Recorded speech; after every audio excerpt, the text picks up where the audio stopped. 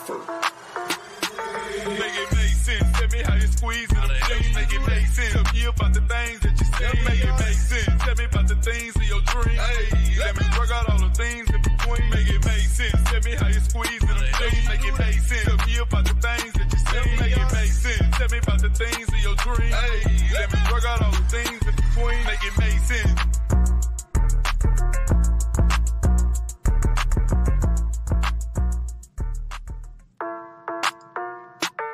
What's up, everybody? It's Make It Make Sense. We're here for another video. Remember, like and subscribe. I'm giving you guys daily and consistent content. This video started off as a what really happened in Aspen for the Real Housewives of Beverly Hills, and it evolved into a two-part series on Lisa Rinna and Aspen. So this is going to be the first part, guys. There's so much to unravel. I asked the question in my head, is Lisa Rinna just truly evil to the core, or is she just a really great actress? Although two things can be going on at the same time. So I'm going to need you guys, after you watch this video, to put in the comment section, do you think that this is just really who she is? Or was she maybe actress nearing the end of her career, maybe like an out-of-work actress who needed the work, and coming up with all these fantastical stories about people really helps her reality career? That's kind of what I'm leaning to. Even Carlos King made a statement where he said, I believe it was on his podcast, that he thinks that she's acting. She's just not concerned about sacrificing standing relationships or friendships to further her career. Guys, it's a lot, but I learned so much. Did you all know? So this might be a bit of tea. Did you guys know that Lisa Rinna and Yolanda had been friends for 25 years prior to what she did to her on Housewives? That is one of Lisa Rinna's admissions, and about halfway through this video, I'm going to be telling you what she said in her own words, along with all of the other women that she had relationships with, long-standing relationships that she did these things to. So we're going to start with her career, some of the ups, downs, mishaps. It's gonna be some shade. Y'all know I'm shady but fair. But this one's gonna be a lot of shade. Let me go ahead and run my banner. All things are my opinion and alleged. So let's start. Let's start with her soap opera career. So technically, Lisa Rinna did have a soap opera career, but from what I'm hearing from people that watch the soaps, the second Billy Reed was the more favorite one. Just an opinion, but I'm hearing that the second one was the favorite one. We move on to what I know Rinna from, which was Melrose Place. Now, she was on Melrose Place, but I was looking through all the cast photos, and when they showed like the main cast photo, which a lot of these people went on to have really great careers, Rinna's not in those photos. She might have one here or there, but she definitely, I guess she wasn't considered part of the main cast. Yikes. She did get Playboy while doing that, but again, who's Lisa Rinna? This was pretty funny. Rinna, at a certain point, thought that she was going to get the Regis Philbin show, but it went to Kelly Ripa, somebody who had more of a prominent name and was well-liked from the soap opera world. Oh, she did do Veronica Mars. You can see Veronica back in the day had her same hair that she still wears today. But people said that part of it was nepotism because actually Harry Hamlin was on the show. So she ended up playing his wife.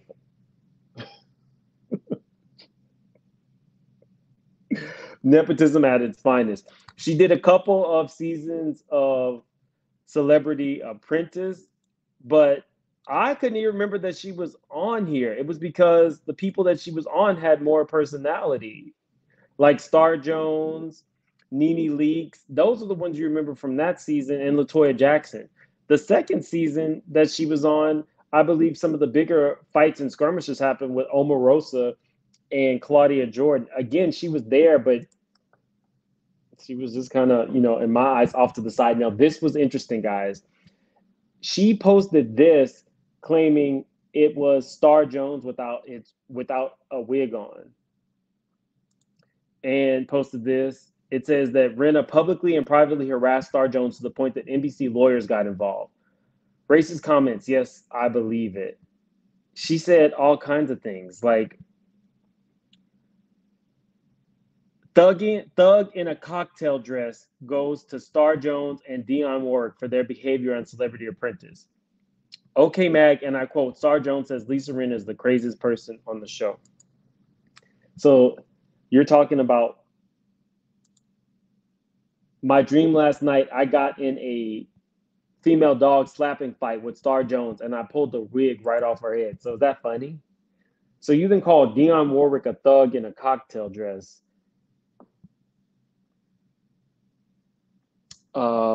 Let's continue. She had her own reality show with Harry Hamlin that only lasted 6 episodes and 1 season. At the same time that she had that reality show, she auditioned for Housewives of Beverly Hills and didn't get it. Andy didn't want actresses on the show. She had a store that she said was bankrupting her and her husband called Belle Gray. This closed down in 2012, I believe.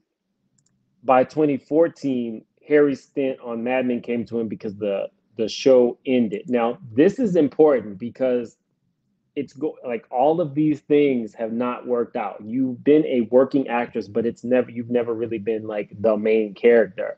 You then auditioned for Housewives, your own reality show flopped, and now you're here.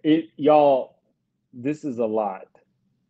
This is a whole lot. But yeah, Mad Men closed. So that kind of gives you the idea like maybe their careers are winding down and she needs something else. She did have QVC though. I'm shady, but I'm fair. She did have QVC, but with his major show ending, she needed something else. We move on. What bothered me so much when she came out with the Depends was that when the ladies on RHOBH made fun of it, this was her chance to say so many people have issues with incontinence and bladder control and all these things. It's not a laughing matter. But instead, all she said was, I made the most money I've ever made in my career. I made 7 figures for this. Missed opportunity to really say, I'm doing this for all the people who don't have somebody to look at in that situation. I did not like that at all. So here we go. This is where we get to Beverly Hills. It gives her first impressions of the lady. This is in her own words, guys. This is some tea. She says, through Kyle, I was introduced to Kim. About a year and a half ago, Kim and I got to know one another.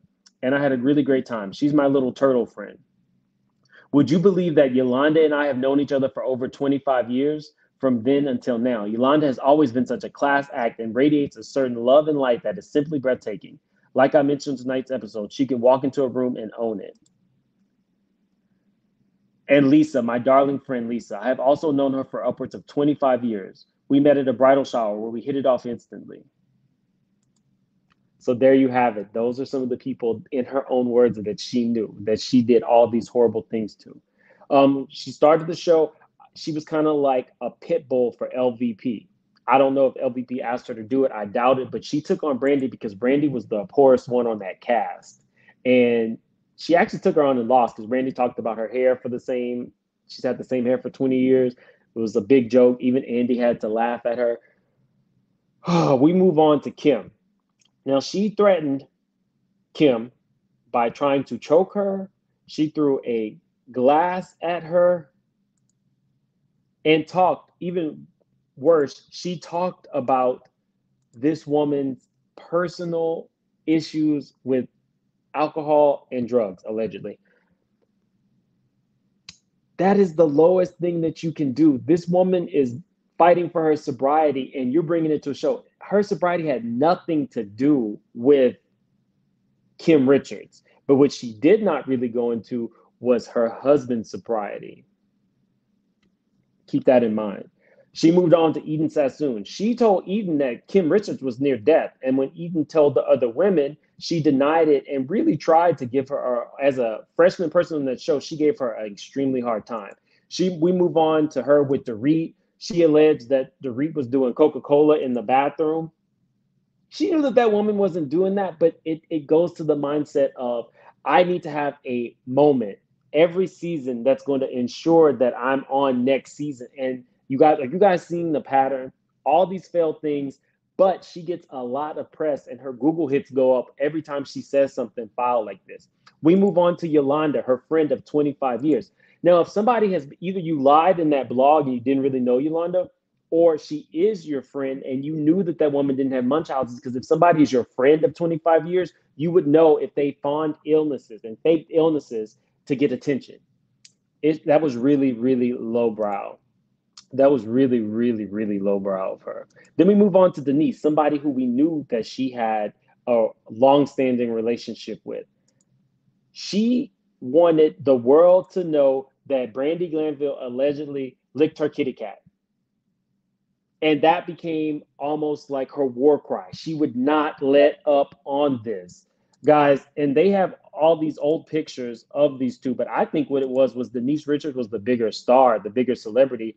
This came out in 1998, one of Denise Richards' biggest blockbuster hits. In 2000, look at Lisa Rinna's cover. Not the same, but she tried. It was a knockoff. It was a direct knockoff. Her and Garcelle alleged that Rinna had told someone else that she didn't want Garcelle on the show because it would bring up racial type issues on the show. But that's your good friend. Then we move to Kathy Hilton. She has alleged that nobody else heard that Kathy Hilton made homophobic and racist slurs, and even said in a series of texts to someone that her children get it from their mama. Just go look up what Paris and Barron have done. But back in the day, she was over there going to Kathy's party. So you are going and benefiting from the relationship with Kathy. It's really horrible. And for LVP, somebody else that she just said she was friends with for 25 years, when LVP's brother died, she showed this woman absolutely no mercy and no grace. I mean, y'all, I told you, it was deep. It's really insane. But I want to let you guys know, I never just, I don't tear people down without also, giving them a hand. If you guys want, Lisa Rinna's clothing line for QVC is not, it's not liquidated. You can get a lot of her pieces for clearance prices. And I will say that she didn't have problems with everybody. She's still really close with Erica Jane. They're friends on the show. And if you want, Erica Jane also sells hair pieces. So you can go and get some of Erica's hair pieces. It's out for sale now, I believe. Guys, this is just part one. We're going to do part two. If you guys want this to be a live, let me know in the comment section of this video, because there's more, but I just took out some of like the juicier pieces. We can definitely do a live for that as well. Remember, like and subscribe. It really helps my channel. Follow me on Instagram and Make It Make Sense Now, and I will see you guys for the next one. Big moves. Surfer.